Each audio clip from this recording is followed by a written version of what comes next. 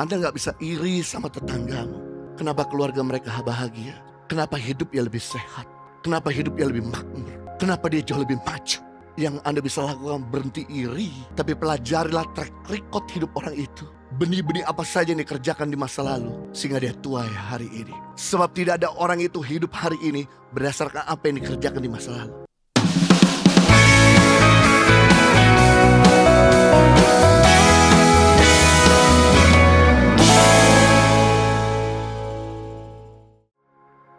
Listen to me, your choice always determine your future. Pilihan Anda hari ini akan menentukan masa depan Anda. Jadi Anda hidup hari ini adalah hasil rangkaian dari keputusan dan perbuatanmu di masa lalu. Anda gak bisa iri sama tetanggamu. Kenapa keluarga mereka bahagia? Kenapa hidupnya lebih sehat? Kenapa hidupnya lebih makmur? Kenapa dia jauh lebih maju?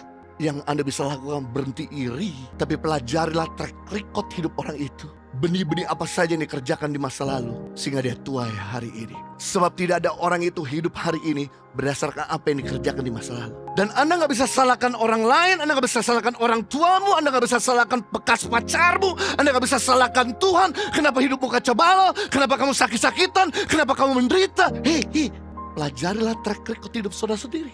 Benih-benih apa saja yang saudara kerjakan kemarin sehingga saudara tuai hari ini. Sebab kita hidup hari ini berdasarkan apa yang kita kerjakan di masa lalu. Berarti kalau besok, minggu depan, bulan depan, tahun depan, 5 tahun akan datang, saudara mau sehat, saudara mau makmur, saudara mau maju, saudara mau dipromosikan, belajarlah hidup berintegritas mulai detik ini.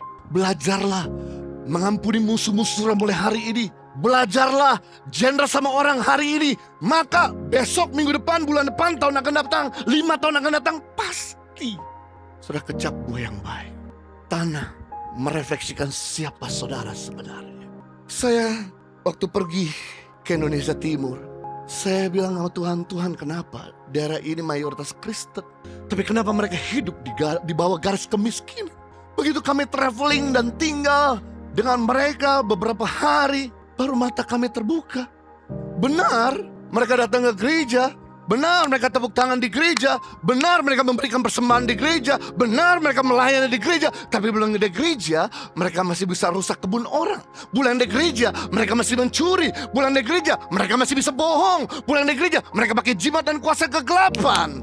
No wonder tanah yang subur berubah jadi semak duri dan rumput duri.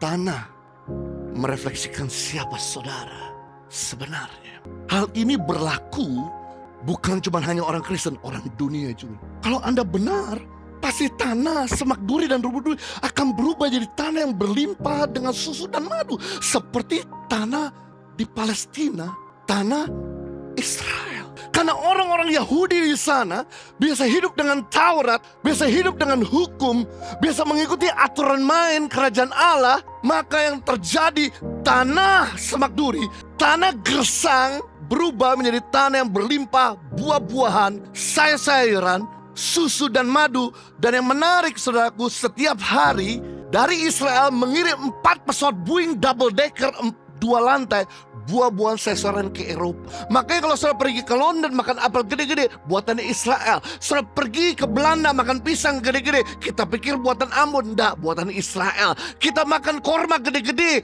di Prancis, ternyata buatannya Israel. Lalu pertanyaan, kenapa Eropa yang harusnya negara yang lebih subur dari Israel, yang padang gurun, kok disubsidi buah-buahan sayuran? Karena kalau Anda tinggal di Eropa, mata Anda terbuka. Orang-orang yang tinggal di sana hidup free sex, free lifestyle, free drug. No wonder tanah yang subur menjadi tanah yang berlimpah dengan semak duri dan rumput duri. Hidup ini udah susah guys.